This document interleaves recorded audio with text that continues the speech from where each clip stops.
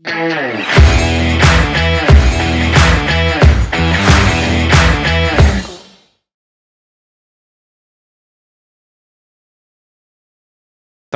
First posting మీకు assault commander అని గ్రేహౌండ్స్లో వచ్చింది.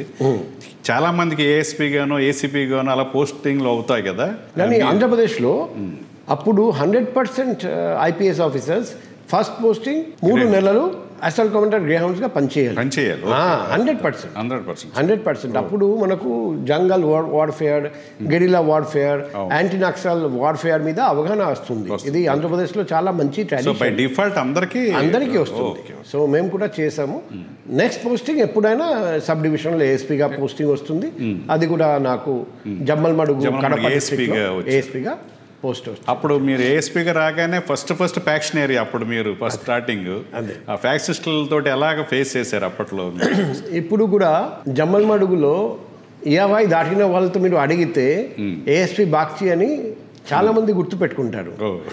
నేను ఎప్పుడు వెళ్ళాను అప్పుడు ప్రతిరోజు ఫ్యాక్షన్ దాడులు, ప్రతీకార దాడులు, హత్యలు, బాంబ్ పేలుళ్ళు ఆ పరిస్థితి ఉండేది. ఫ్యాక్షన్స్ 2 ఫ్యాక్షన్స్ ఉంటాయి ప్రతి ఊళ్ళో. పిలిపించి ఒకే మాట చెప్పడం, పోడు నష్టం పొందు లాభం, కలిసి ఉంటే కలదు సుఖం అని చెప్పాను.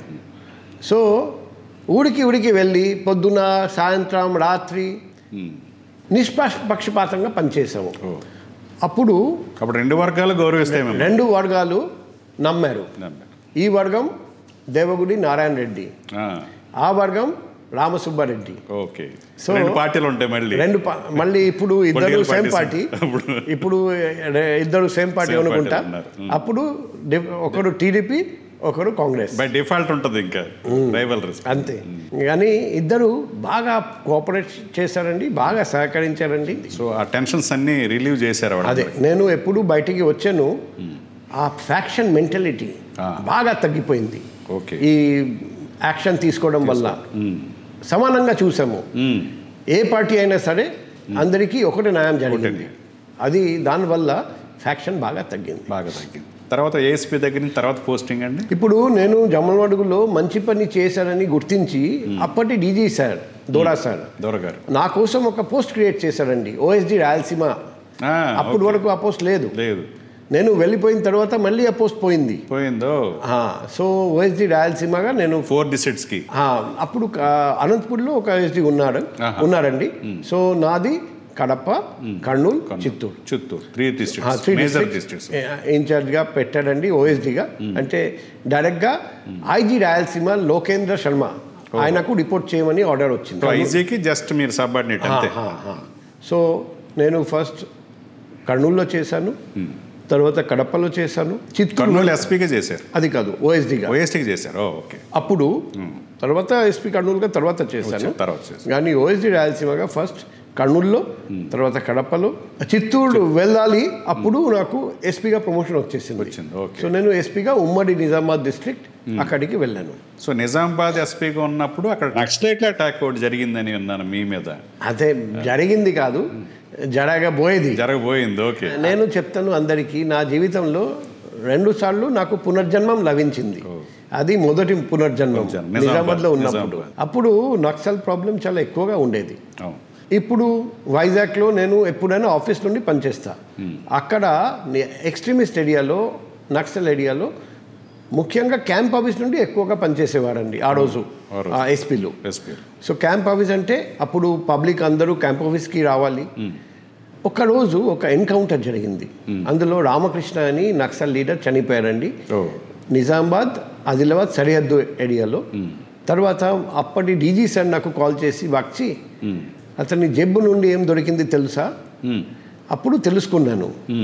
వాళ్ళు అందరూ కలిసి గ్రామస్తులుగా నటించి శాలువా కప్పి లోపల వెపన్స్, గ్రెనేడ్స్ తీసుకొని లోపలికి వెళ్ళి camp office, Nizamabad SP camp office లోపలికి వెళ్ళి ఇమీడియట్గా ఫైరింగ్, గ్రెనేడ్ విసరడం, 100% అందరినీ, ఎస్పీ గారిని, వైఫ్ని, అమ్మాయిని ప్లస్ పోలీస్ అందరినీ చంపడం, ఎస్పీ క్యాంప్ ఆఫీస్ నేలమట్టం చేయడం, అది ప్లాన్ చేశారండి. కానీ వస్తూ ఉండగా దాడిలో ఇది జరిగింది. ఓకే. సో భగవంతుడు ఆ రోజు కాపాడారు. జనమే కదండి. అలాంటి ఆపరేషన్ అప్పుడు జరగలేదు. క్యాంప్ ఆఫీస్కి వచ్చి వాళ్ళు అట్లా చేసి భారతదేశంలో ఒక సిగ్నల్ పంపిస్తాం అని ప్లాన్ చేశారు. ఒక ఎస్పీని ప్లస్ మొత్తం ఫ్యామిలీని ప్లస్ మొత్తం పోలీస్ వాళ్ళని తర్వాత క్యాంప్ ఆఫీస్ లోపలికి వెళ్ళి క్రియేట్గా ఫీల్ అవుతారు. అదే కానీ భగవంతుడు కాపాడారండి. నిజంగా పునర్జన్మే సార్. అదే తర్వాత అండి నిజామాబాద్ నుండి మేము 4 years నా కలకత్తా వెళ్ళాము సెంట్రల్ డెప్యుటేషన్లో.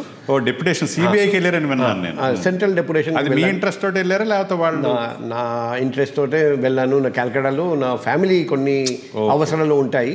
డాడీ మమ్మీ నా సిస్టర్ బ్రదర్ వాళ్ళ అవసరాలు. హెడ్ ఆఫ్ ది అదే నేను ఆఫీస్ అక్కడ మీరు సిబిఐలో అప్పుడు నేను వెళ్ళలేదు.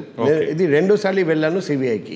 ఫస్ట్ టైం వెళ్ళాను BPRND అని ఉన్న ఆర్గనైజేషన్, అది ట్రైనింగ్ ఇన్స్టిట్యూషన్. అక్కడ 4 years ప్రిన్సిపల్గా పనిచేశాను.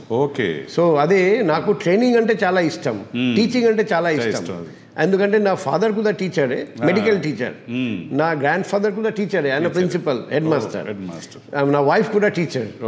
సో టీచింగ్ చాలా ఇష్టం కాబట్టి ఆ 4 years కూడా సెంట్రల్ డిటెక్టివ్ ట్రైనింగ్ ఇన్స్టిట్యూట్ ఇప్పుడు అంటారు, అప్పుడు సెంట్రల్ డిటెక్టివ్ ట్రైనింగ్ స్కూల్, అక్కడ ప్రిన్సిపల్గా పనిచేశాను.